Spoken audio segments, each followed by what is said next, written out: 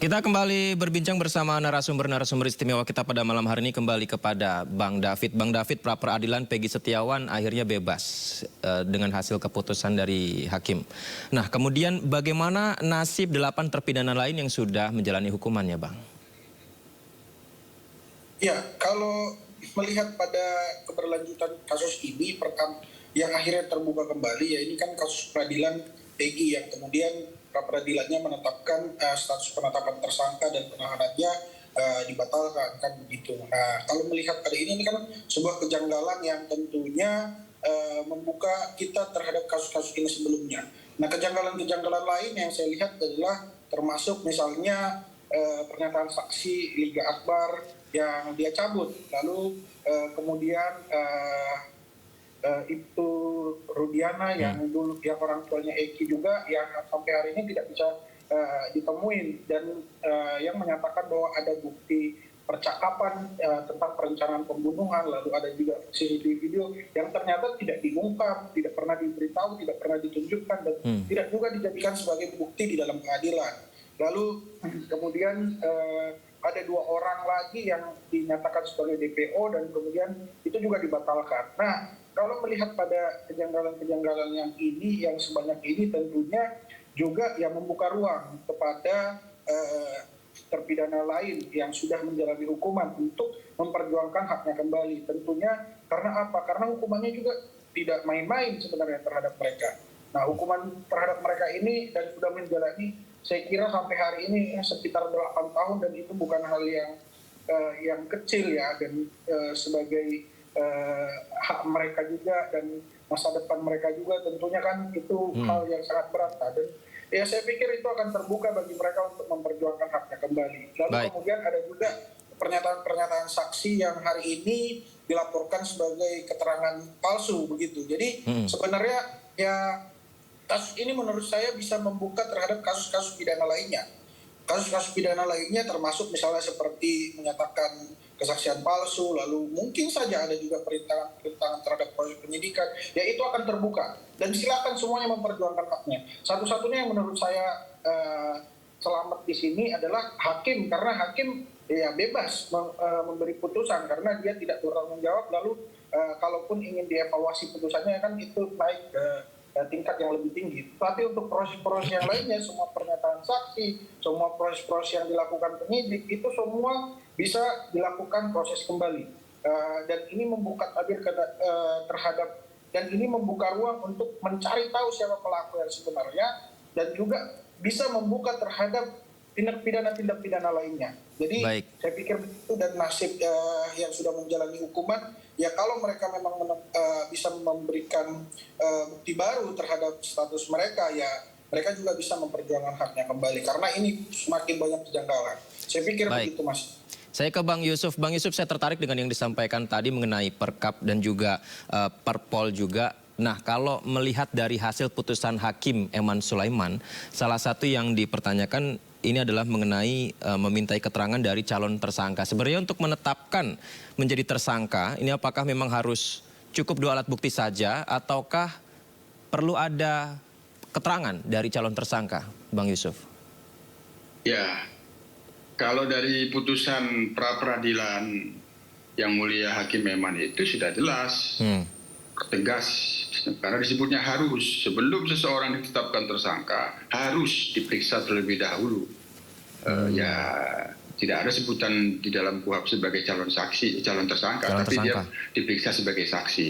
Nah, itu sudah harus, Dan yang disorot oleh Hakim Eman itu dalam waktu hari Jumat itu, saya sebelum kita mendengarkan putusan itu, saya sudah mengemukakan ada 2 hal yang dimohonkan oleh pemohon. Pertama prosedur, yang kedua alat bukti.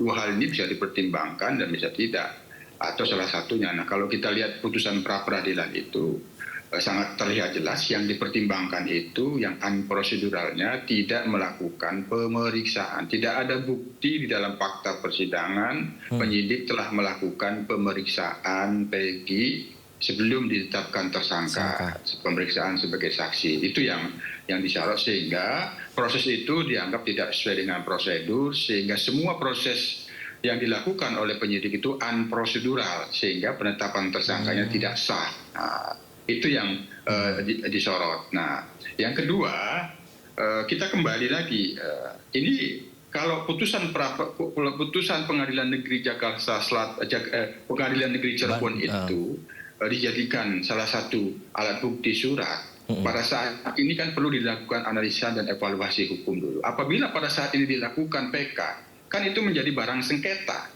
Putusan itu akan dikoreksi, itu menjadi bahan sengketa. Inilah yang perlu salah satu hal dimintakan pendapat ahli hukum pidana. Ini posisinya kan sekarang sudah masuk ini tata PK. Yang kedua, terkait dengan pertimbangan DPO Peggy Setiawan itu sejak 2016 sampai 2024 itu tidak sah karena tidak sesuai dengan Perkap, di mana sebutan DPO itu ditetapkan tersangka dulu. Nah itu. Nah bagaimana dengan dua DPO lain? Kalau kita gunakan logika pertimbangan hukum putusan Prapit itu juga tidak sah. Nah sementara itu sudah disebutkan dalam putusan Pengadilan Negeri Cirebon. Nah disitulah persoalan-persoalan hukum yang harus dilakukan analisa dan evaluasi dengan dimintakan pendapat ahli hukum pidana, sehingga kami menyarankan apabila ada rencana untuk menerbitkan sprindik baru tentu tidak terburu-buru agar semuanya jelas bagaimana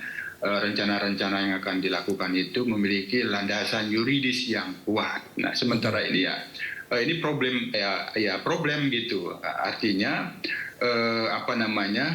sekali lagi keadilan korban pada saat ini menjadi problem. Sementara yang akan dilakukan oleh pihak terpidana mengajukan PK yang sekarang ini sudah masuk saka tatal itu bagian dari bagaimana mengoreksi putusan yang telah berkekuatan tetap. Jadi kasusnya itu sudah memiliki putusan pengadilan yang telah berkekuatan tetap, ada pembunuhan, itu sudah ada terpidananya. Nah, kaitannya dengan putusan Prapit kemarin itu kan hanya khusus Peggy, penyidikan terhadap Peggy Setiawan itu dihentikan. Nah, ini juga akan menimbulkan persoalan hukum.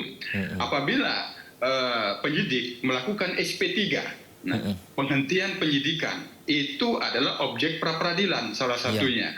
Nah, ketika ada pihak, misalnya saya kan hanya mengandai-andai tidak bermaksud menyimpulkan, ada pihak dari pihak korban mengajukan SP3, itu bagaimana? Inilah salah hal-hal yang kami sarankan dilakukan analisa dan evaluasi dengan mendasari putusan pra-peradilan kemarin ini dengan memintakan pendapat ahli hukum pidana. Oke, baik. Artinya apakah Kompolnas selaku pengawas eksternal Polri ini akan melakukan evaluasi implementasi untuk manajemen penyidikan nih Bang Yusuf berarti? Betul, kami akan memberikan masukan salah satunya itu dalam rangka menyempurnakan kembali dua Perkap itu kaitannya dengan kaitannya dengan pengaturan DPO. Kami sendiri sebenarnya begini, pada tanggal 28 Mei itu pada saat kami meminta klarifikasi langsung di Polda Jawa Barat itu sebenarnya kaitannya dengan penetapan DPO itu yang tahun 2016 itu bagian hal yang kami sarankan dilakukan audit investigatif. Nah, kami waktu itu bertanya apa landasannya penetapan DPO pada tahun 2016.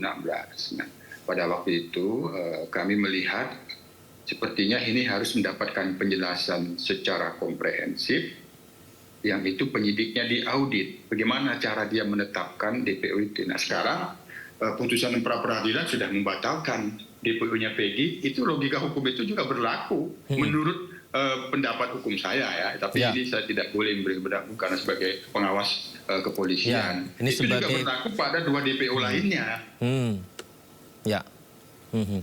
Jadi itu yang di antara problem-problem hukum yang harus dilakukan analisa dan kajian untuk menentukan rencana dan langkah-langkah selanjutnya untuk menuntaskan kasus ini oleh penyidik apabila diperlukan dan akan dilakukan sprindik baru.